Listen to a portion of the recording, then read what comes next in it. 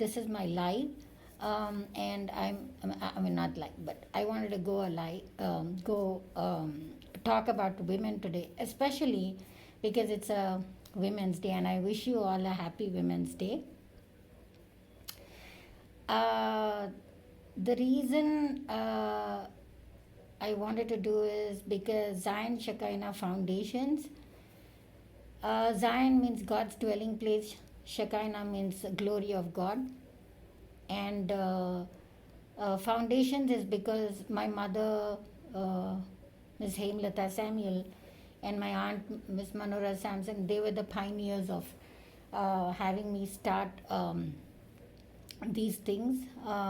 They encouraged me to say all these things. So I salute these women in my life. And so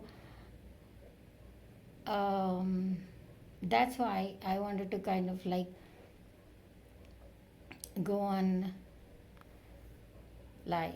So, and that's the only reason I wanted to, go on live and things like that. So, anyway, I want to read some things from the thing that someone has sent me. It's not my write-up, it's someone who has sent this, and I wanted to read this. It's like Esther, I will intercede for God's people before the throne. Like Abigail, I will humble myself to wash the feet of the servants of the Lord. Like Hannah, I will dedicate my children to the Lord. Now, all this pertains to women. Why I'm saying women is because, like these great women in the Bible, we need to also exemplify their characters in our life. So, these are some of the women that I want to read from the Bible. And like Pricilla, I will explain the way of God more perfectly to those who are seeking.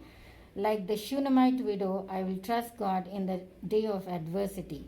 Like Lydia, I will be a worshiper of God and open my home to His ministries and ministers. Like Tabitha, I will always do good and help the poor.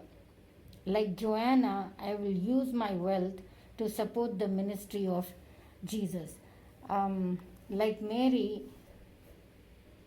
I will say, be it unto me according to thy word. So, it's going to be a short video anyhow, and I only wanted to encourage women and say that we become an integral part of the society. And Adam was alone in the Garden of Eden, and then that's when like God said it's not good for man to be alone, and so He created Eve. Now, when He created Eve, God Himself thought that it was necessary for Adam to have this person called woman. So He names her woman, which means bone of my bones and flesh of my flesh, and also because she has been taken out of Adam. So women from the beginning of creation were important, not just to man but also to God, and that's why He made her as an equal to Adam but different in duties. So we need to recognize that, and we need to understand that it's very important why a woman is born and what her role is. A woman can come in many forms: as a daughter, as a wife, as a sister, as a mother, as a friend, as a guide, as everything. And the different professions that she has in today's world is as a doctor, lawyer, engineer, teacher, housewife, and many other professions. Now, regardless of the profession of the woman, a woman we have a very important role to play, and that is, I don't remember who the author is. He said, educate a man and you only educate a man. But you educate a woman, you educate generation. So it's very important for women to be educated and be aware of the surroundings and societies, because in today's world there's a lot of injustices done to women.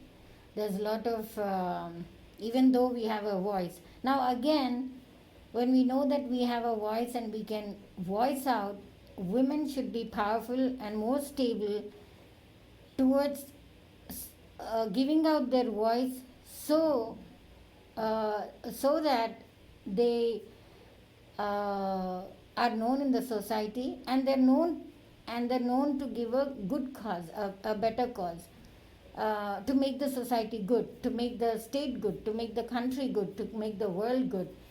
So Zion Shekinah Foundations was built on these great ladies that were there in my life, my mother, my aunt, my pedama, and mainly these three, especially my mother and my aunt. So it's very important, and the reason is they were very powerful, not because they had like a lot of money, or not because they were like they were strong, but because they had the strength from God, and then they had the ability and wisdom from God, and they had a professional outlook and empowerment, not only to make their lives better but also to make other people's lives better. So and they have, just before my mother passed away last year, she blessed me with this, and with her blessing, and of course my aunt was the main person who said that I should, talk about women, teach about women, give messages on YouTube and things like that. So it's that, and it was their encouragement that I'm doing this. So anyway, we need to understand that our role is very, very important, and we need to understand that it is always the right thing to do. Because see, the thing is, when a woman is given a duty to do it with her heart and mind, she'll be able to do it. It's not, and she will be unbiased, and she won't like keep it aside and then let it rot or procrastinate it. She'll like to do it on her many things, because she has like many things to do at the same time. So women are powerful. They're in the police, they're in the politics, they're like in the governments and non-governmental, and everywhere. So coming down to respecting women, there are laws to do it, but unfortunately some countries follow, some don't. And every country in the world has a law which protects women and does empowerment, but unfortunately some countries like India, third world countries, we have good laws too, but unfortunately we don't have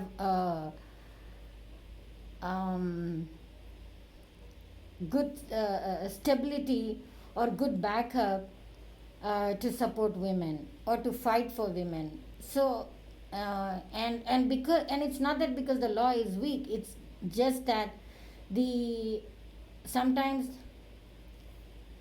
the empowerment from the other gender, the other sex, which is the male, they can be acting like lunatics, or they can be acting like mad people, or because of the less education that they have, they can be trying to empower and all that.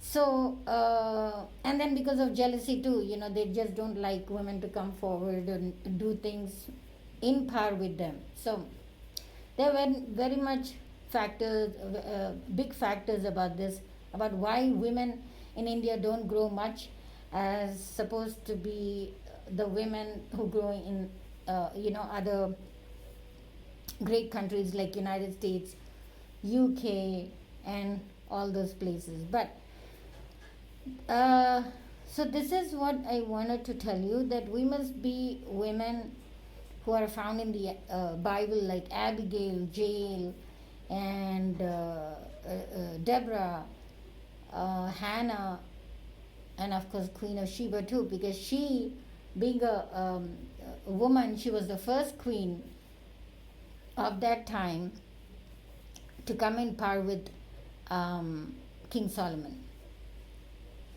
So, and then we have great women politicians here like Mrs. Indira Gandhi, Mrs. Jayalalitha, and great people like Lata Mangeshkar who have all gone back. But see, it doesn't just mean that when we lose such women, when they pass away, we just remember them, do their death anniversaries and things like that. No, there's lots to learn about them. There are lots to learn about why these, about their lives, how they have come up in spite of many controversies, in spite of many hardships, in spite of many bad things happening to them from the family itself. So a family support is very much needed for the woman to go forward, but if it is not there, and if the family itself is opposing a woman, it becomes very difficult for that woman to go forward. And there are many families who do that, who suppress the women, who take advantage of them being single, attack them, physically, and just for many things. So these things should be stopped. These things should be addressed, and these things should be covered. So on this day, let's not wait for somebody else to do it, but let's have this zeal and interest to help ourselves and help others who are downtrodden, who are weak, who are not able to do as much as we can. And I urge for the women in empowerment, the women in positions, to really work hard, really support these people, and not just take up the chairs and say that we've become great. It's good if you're great, but at the same time, please do your duty towards the people who need your support, towards the women who need your support.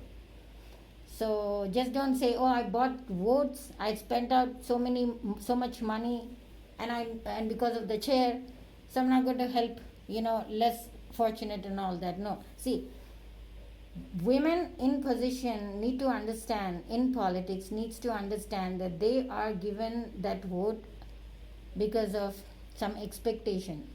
And when you do that for women, you also have blessings from God. So on this Women's Day, I really urge everyone to, be the pioneers, be the motivated people to help themselves. And God gave women brains too, and she's a wonderful thing, they call her Janani in Hindi, and they call her Mother Earth in English in India. These terms are used. These terms are used because to give respect, not to connect to any religion, I think. But at the same time, women in the Bible were strong. Women in the Bible were women of faith. Women in the Bible did miracles. Women in the Bible exploded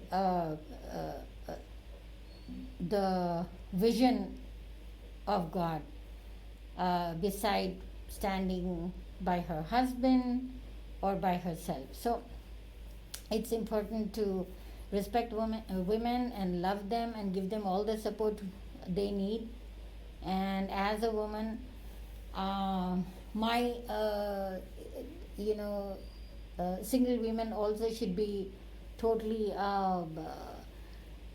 cared for, because they don't have anyone. Sometimes they're even attacked by their own families.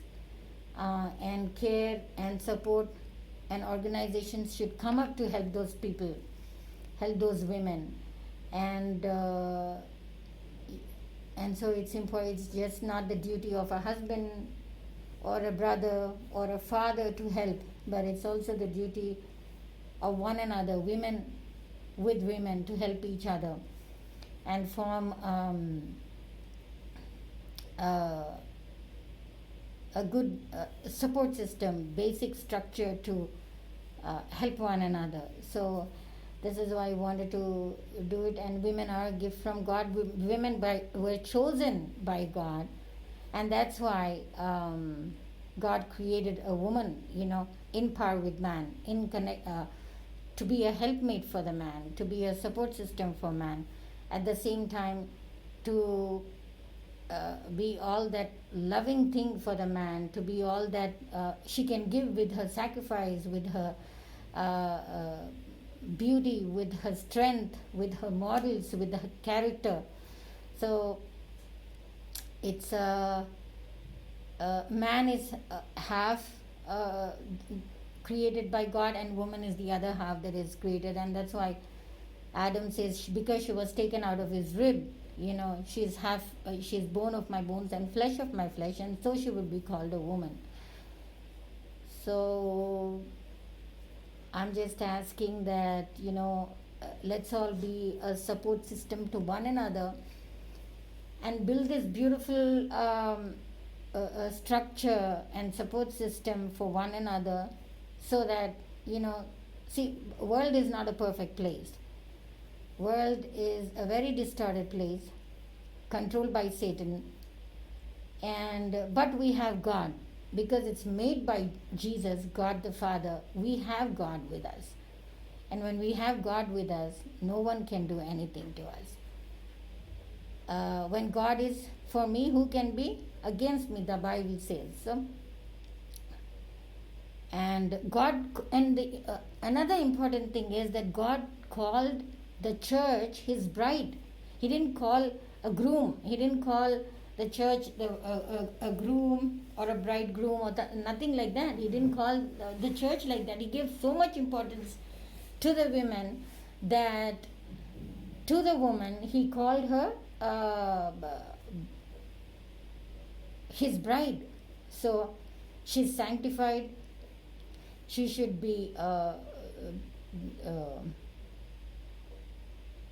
righteous. She should be clean. She should be pure, and present herself if she's ready for marriage, and present herself to the society, to her children, to the world at large. So keeping this in mind, that God called a woman His bride, He compared the woman to the He called the church a bride. So He has given that kind of position to a woman. And so with all the qualities that God has empowered on us, let's strive to be that woman that God called us to be, like all the other women in the Bible. Thank you. And again, have a happy Women's Day.